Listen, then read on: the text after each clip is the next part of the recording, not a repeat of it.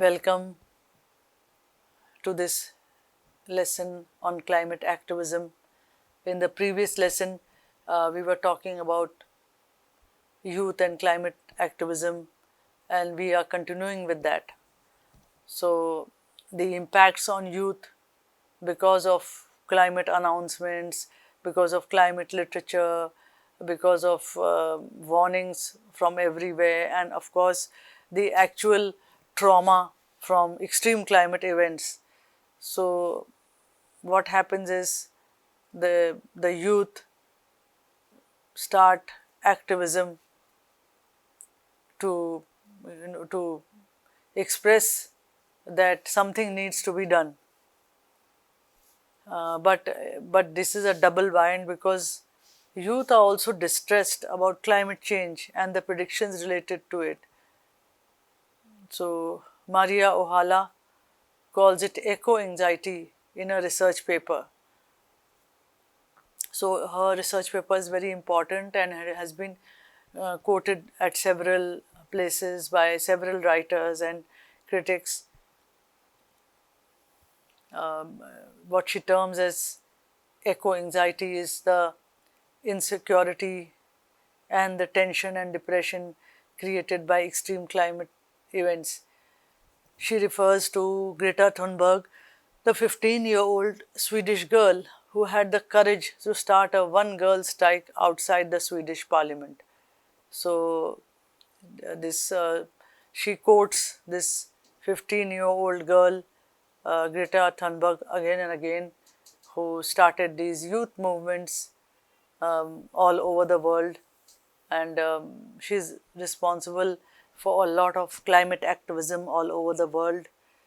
And we can see that as she becomes a leading figure in climate activism by youth all over the world, she symbolizes the anxiety and the fears of young people about their futures, about their future jobs, about the future of the planet, and they are activists who want to stop the cutting down of trees, reduce consumerism, and reduce the use of energy. They want cleaner air, they want a cleaner planet. So, the places like Norway and Sweden, these places are up ahead as far as climate concerns are there. As Arne says that Norway has always had a great concern with nature, and they've always felt the strong relationship with nature. So these are the places where there are a lot of paths for bicycles, and they are spaces where a person can breathe freely. And so this is all the result of this activism. So this anxiety in young people is such that they are getting more and more concerned about the climate change impacts around the world and such events. But as Ohala says, they don't know how to voice their concerns because many of them don't have the medium to address their concerns, and they're not even sure about what they see and what they understand.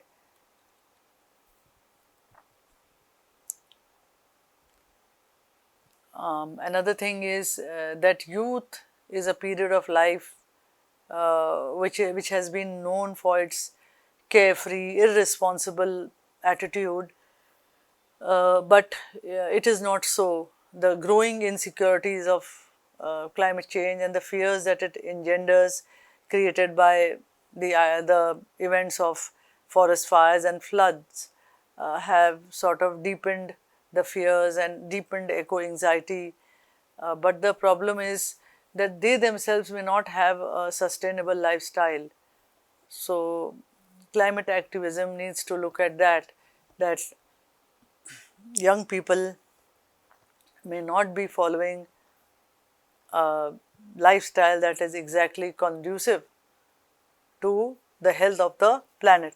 Their own lifestyles may not exactly be called saving the planet, and we know that the fast food chains rely on young people the most for their capital, for their income. So it's the young people who need to be woken up by activism uh, to change the style of their lives, because these fast food chains are also not blessings to the landscape. So they are not exactly saving the planet by their lifestyles. So this could be connected to the food they eat, the transport they use, and the electronic devices that they use. So we already know about the electronic devices, and habits are difficult to change, but as time has passed by, young people are more and more dependent on these electronic devices, and the ad campaigns and the industries, the companies that manufacture these gadgets, they have a very strong eye on the youth to buy their products. So it's like a a spirit of consumerism is being awoken in the youth. The youth are sort of becoming a victim to these companies and to their senseless advertising, so that they may accumulate their capital at the cost of the health of the climate and at the cost of the health of the people who buy their things. So transport, electronic devices, food, so many things are there which they would need to change, and which activism by youth needs to take up, because in this lies the solution to some of the impacts of climate change. The obsession with fuel bikes, and the way the companies who are selling these motorbikes, how they cash on the image of macho young men to buy these bikes. So they have their own ways of luring young people to buy their products. So it is the same for motorbikes, or for mobiles, or for laptops, or other electronic equipment besides the processed food that too is consumed by young people.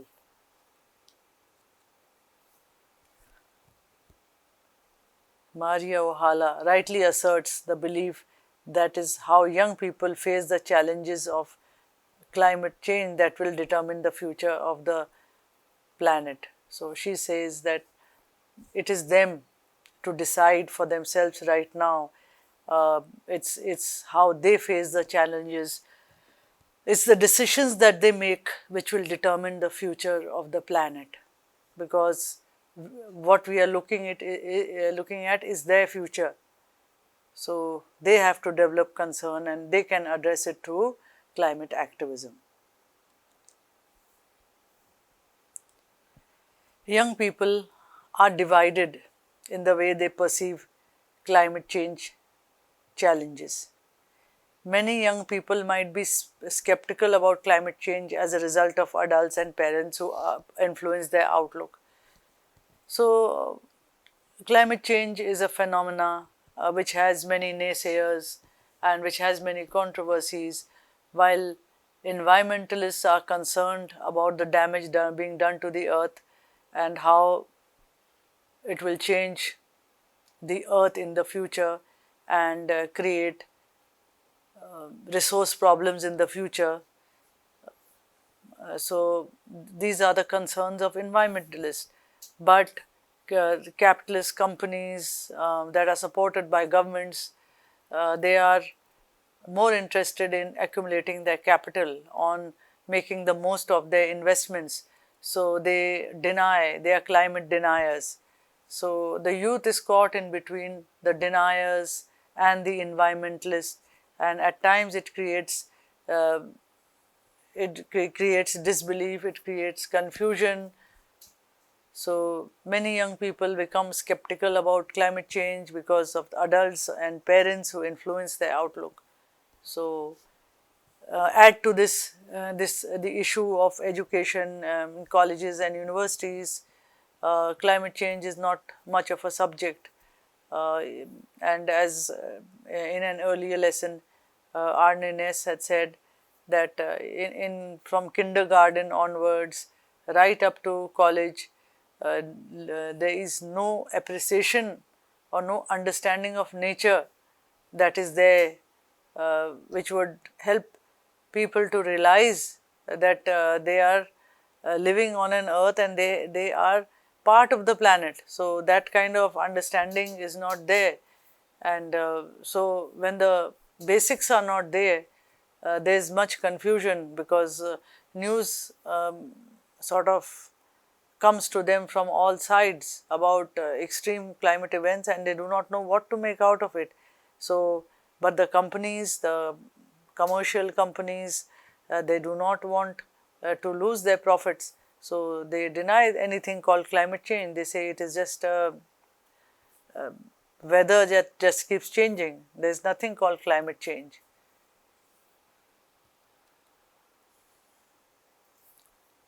So, this skepticism, which is the outcome of ideas of eventual doom and disaster, generate fear and insecurity. Or the other way out may be to evade reality and try to distract oneself in meaningless activities. So, when it is not taught in school or colleges, it is not a subject to be paid much attention to, because many of the schools and all, they are not run by environmental organizations. They are run by private organizations, sometimes dependent for funds on companies. So there is nothing to do with climate change, and the irony is that climate change is so inclusive, so expansive, and so multi-layered that it is something that is impossible to ignore. But the skepticism continues, the confusion continues, and then the ideas of eventual doom and disaster and the world coming to an end, sometimes which are seen in the films with dystopian futures, sort of makes them very depressed, and then they try to evade the reality of climate in meaningless activities, uh, and do not pay much attention to this. But the thing is that education in climate science and impacts of climate change and ways of sustainable living, as we had discussed in other lessons about various books that are about sustainable living, that are way of telling us how to reverse climate impacts, how to live healthy lives, how to keep the planet healthy. All those ideas are there, but they have to be exposed to that. They have to be made aware of the importance of climate change in today's day and age.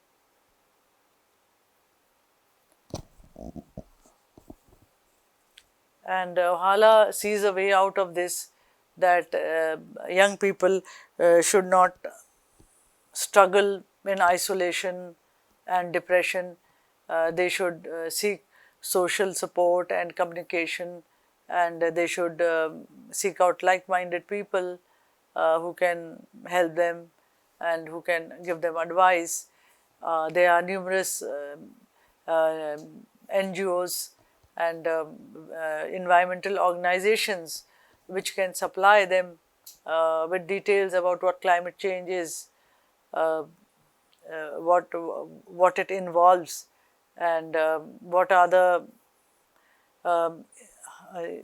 grave realities that cannot be escaped, and what are the ways to sustainable living.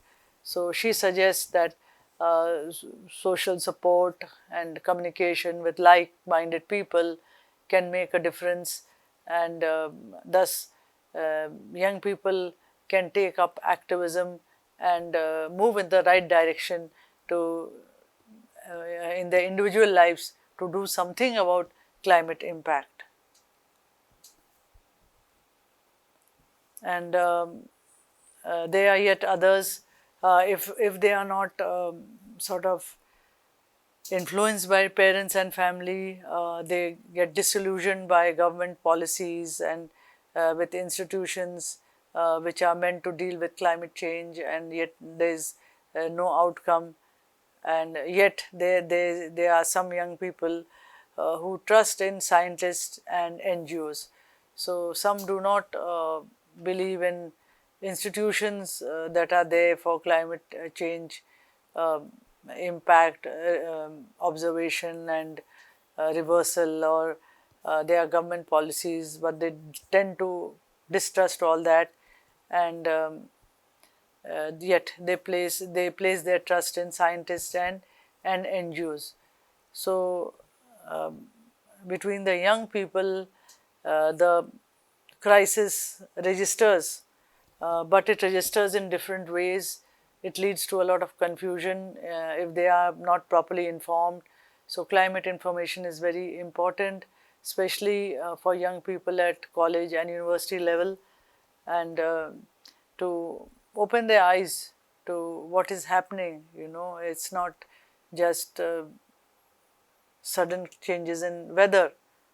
And in this way, the book by Amitav Ghosh, The Great Derangement, is a very important book because it opens one's eyes to what is climate impact, what is climate change, and to the issues that it is not being addressed adequately, and literature needs to deal with it. So this, he says that we must have an emotional engagement with this issue because it concerns our welfare, and more authors should take it up. So he does hint to required climate activism for this, climate change to be reversed, and he tells us the history of how this climate movement started, where did it begin, and what are the books written on it. So it is a very informative book for those wanting to know the reality behind climate change, especially young people of today. Ohala goes on to say, to have faith that other more powerful actors will do their part can help young people so that their engagement matters. Research shows that more broadly meaning focused coping is associated with engagement and well-being. So youth tend to place their faith in people who are celebrities, or people who have gathered immense respect, maybe in the world of music or in the world of art, and that when they do their part to help reduce the impact of climate change, then young people get more affected and get more inspired to take action. And so the research has shown that more broadly meaning focused coping is associated with engagement and well-being. So youth leaders, young political leaders who set an example by working towards reducing climate impact have maximum impact on young people. So this is important to have somebody to look on up to have role models. So in this case, when we talk of Greta Thunberg, she herself has become a role model for movements around the world.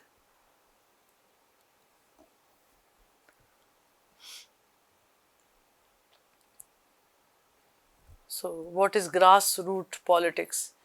So grassroots is starting from the local platforms. So climate activism, it works in many ways, and one of the ways that change can be brought about is by starting at the local level. by bypassing power structures. So many have done that, and Greta Thunberg has also done that. That when one cannot influence the government and government structures, then one starts at smaller places, at local places, giving attention to individual issues, like in India, maybe the issues of farmers, dealing with drought, or various issues like this, which are at remote levels, at small levels of farmers or other workers at grassroots levels. So some social change can be brought about by bypassing those power structures which seem to have a lot of power and lot of influence. But grassroots level work can also have a lot of impact, because it involves people who are vulnerable. It involves women, for example, in the remote areas of Rajasthan, or women in tribal areas. So sometimes they want somebody to work for them, somebody to bring their voice to the government. So there no power structure exists that comes to their aid. So these young activists, climate activists, they can help from the grassroots level. They can help them with their issues, and represent their climate issues, and bring them some resolutions. So we have so many remote areas in India, tribal areas are there, where there are indigenous people who are impacted by climate impact. Coastal areas are there, or areas in the hills and mountains where it's very difficult to reach. So when grassroots movements start from there, they become more powerful and more impactful than things that are belonging to power structures related to government. Also, she says that harmony is very important, that collective work is very important. Many philosophers and many climate movements, when we analyze them, to tell us that climate change can be lessened by collective work. That means there should be communal harmony between people, which can create hope and well-being in a world threatened by extreme climate events. So if there is a society which is already torn by issues of hate in between, and created by politics, and then they are also facing problems of extreme climate events, then coping becomes very difficult, impossible. So the idea is that climate activism has to be something that has to be taken up collectively, and it has to focus on the problems of climate. Before that, other issues become much smaller, because if there is no climate, then nothing else will exist. So climate is the greatest issue right now, and it should be treated as such. So petty politics involving caste or religions and things, they should be foregone to get together and fight the impacts of climate change, which are going to affect the future generation and the future of our planet. So climate activism can be dissent or can be protest. So what are the forms of protest? It can either challenge a system or institution, and in the process uncover the economic and cultural aspects of climate change. So it can be something that challenges a system or institution, and then they cover or they uncover various hidden economic and cultural aspects that are also responsible for climate change. So in this way, activism is a kind of eye-opener. When the challenge to a system or an institution starts, then underlying layers of issues that have caused climate change, they are also uncovered.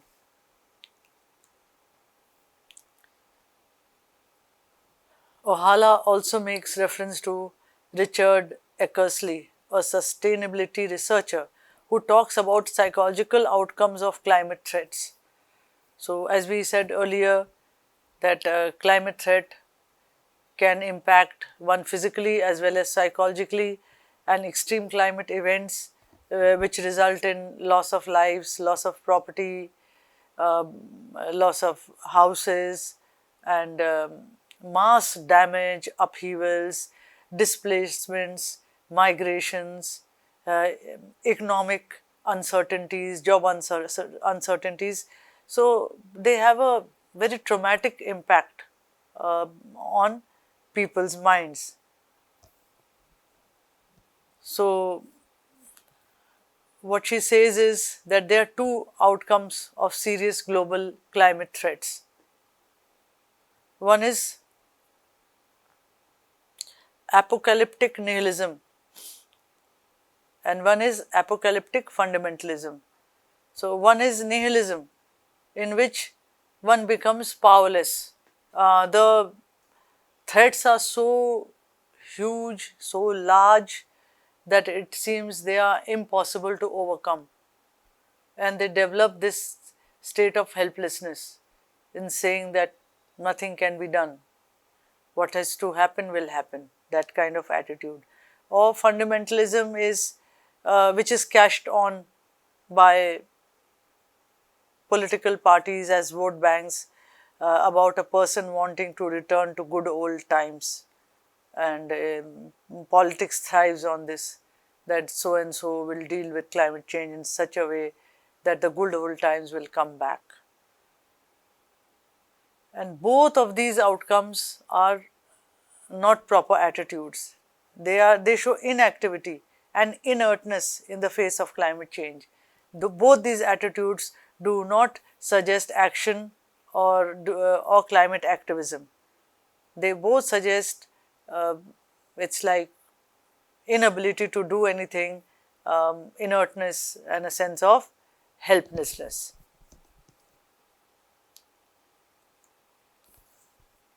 Apocalyptic nihilism. In contrast to the earlier two, he puts forth the idea of constructive hope. So, as against these two, this apocalyptic nihilism and fundamentalism, there is something called constructive hope. It is the attempt to create something new in spite of hurdles and obstacles. So, and it is a non-extremist form of dissent. So, this is a very workable solution in which one faces obstacles but does not lose hope. One expects uncertainties, and this makes me go back to the words of Arne Naess, that there is uncertainty in nature and more uncertainty in climate change impacts. So, one lives only from day to day. So, the thing is, and yet one knows that something has to be done. In spite of all the obstacles and uncertainties, there is a desire to create something, there is a hope that something can be done, and this is called constructive hope. And this is a non-violent, a non-extremist form of dissent, trying to do something, as Arne Naess pointed out about